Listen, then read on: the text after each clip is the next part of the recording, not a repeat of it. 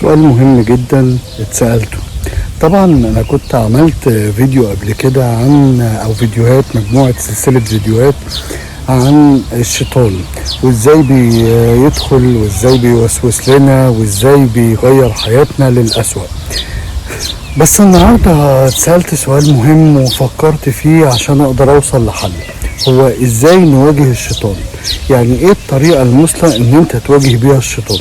طيب اولا انا عايز اعرفك حاجة، ان الشيطان اذكى منك بكتير، دي طبيعة الحياة. انت ذكائك وخبرتك انت واخدها من السنين اللي انت عشتها والتجارب اللي انت مريت بيها والحياة بصعوباتها بالحاجات اللي حصلت فيها.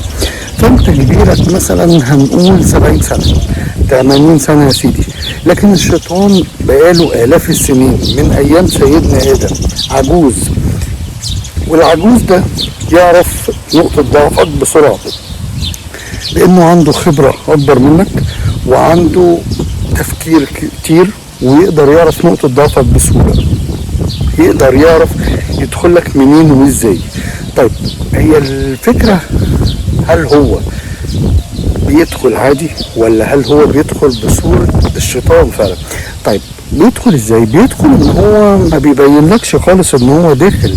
يعني هو ممكن يقول لك مثلا ايه، احنا قربنا على رمضان، داخلين رمضان، لا احنا نلتزم، ويخليك تتخيل صورة انت فيها زي ان انت هتصلي وان انت هتصوم وان انت هتقرا قرآن وان انت مش هتفوت فرض وان انت هتعتكف في العشرة الاواخر، فيديك الاحساس بده، فانت تبتدي تفكر ان انت قادر تعمل كده.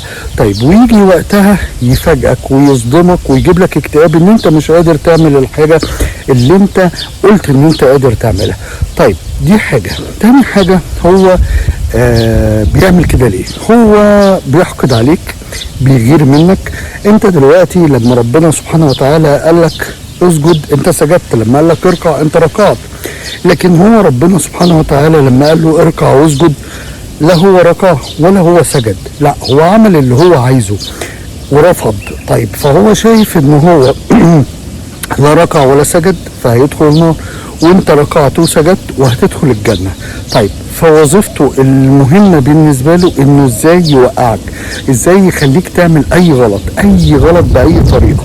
طيب هو عنده كذا طريقة في الدخول، يا اما يرغبك في الحرام او يرغبك في اللذة الغلط او يرغبك يخليك عايز، يعني الحاجة اللي هتعملها، اللي هتخليك تعمل غلط، اللي هتخليك تشوف الغلط حاجة حلوة، اللي هيخليك تشوف لذة الحرام.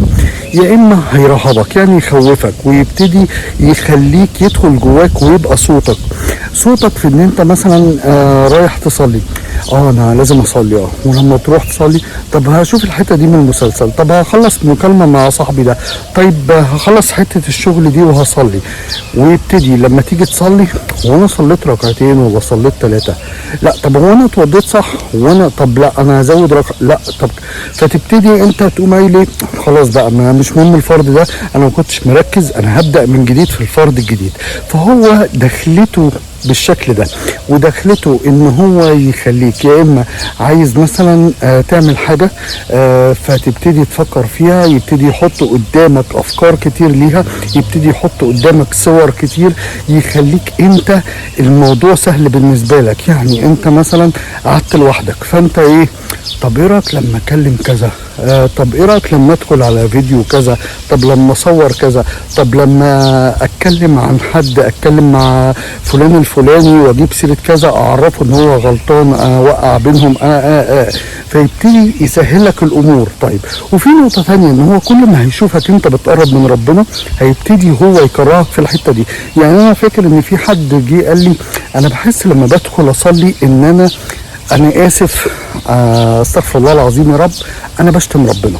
هو بيديك الاحساس ده ويبقى صوتك، ويبتدي يوسوس لك ان انت بتعمل حاجة غلط في الصلاة اللي هي عماد الدين، عشان يكرهك في الصلاة، عشان يخليك وانت خارج من الصلاة بدل ما انت خارج مرتاح ونفسك مفتوحة وعندك راحة بال وعندك هدوء وسكينة، لا يخليك متضايق، يخليك مش طايق نفسك، انت خارج متضايق متأزم متهاجم متنرفز لان انت شايف ان انت عملت حاجه غلط، يديك احساس بالذنب عشان انت تكره الحاجه الصح اللي انت عملتها. طيب انا هواجهه ازاي؟ انت تواجهه مبدئيا ان انت لازم تتعارف ان هو بيحقد عليك وبيغير منك. فانت لو حد بيحقد عليك وبتغير بيغير منك، انت مش هتامن له، انت مش هتقول له امين انا همشي وراك انا هعمل اللي انت عايزه، لا انت عارف ان هو عايز لك الشر، فانت طول الوقت مش هتبقى انت بمعنى اصح مأمن له، لا انت طول الوقت قلقان منه، طول الوقت شايف ان هو عايز يعمل فيك حاجه غلط، فمش هتأمنه. نمره 2، دلوقتي زمان لما كنا مثلا بننزل نلعب او نلعب في النادي او كده، ومجموعه اطفال مسكوا طفل تاني او زعقوا له او ضربوه، فهو يجري على والده او والدته ويشاور لهم يعني الحقوني الحقوني.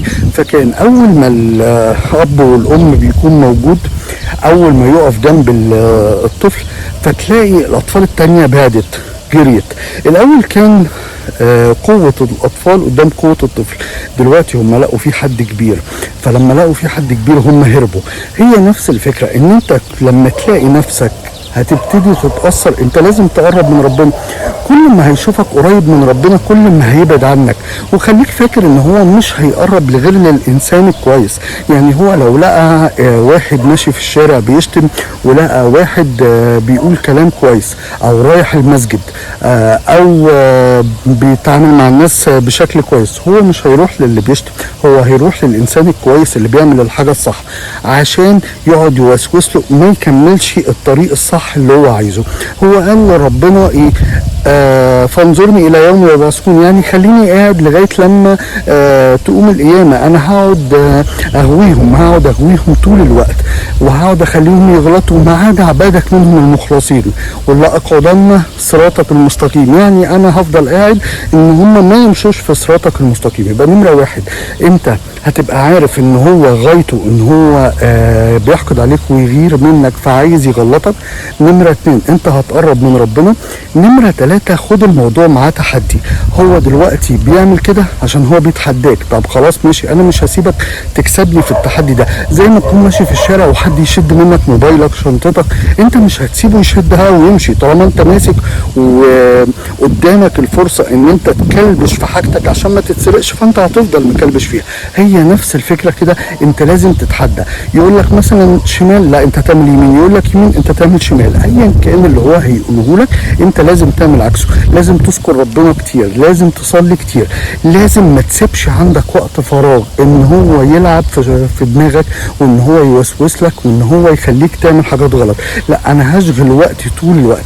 يبقى احنا تاني كده، احنا نمره 1 هعرف ان هو غايته ان هو يخليني اغلط، انا هستعين بربنا دايما، هذكر ربنا كتير، هتحداه، مش هخلي فيه وقت عندي فاضي ان هو يدخل جوه دماغي ويوسوس لي. ولو دخل جوه دماغي انا هستعيذ بالله من الشيطان الرجيم وهذكر ربنا، اقوم اسبح، اقوم استغفر، اقوم اصلي على النبي 1000 مره، اخش اتوضى واصلي. انا المهم ان انا مش هسيبه يعمل اللي هو عايزه.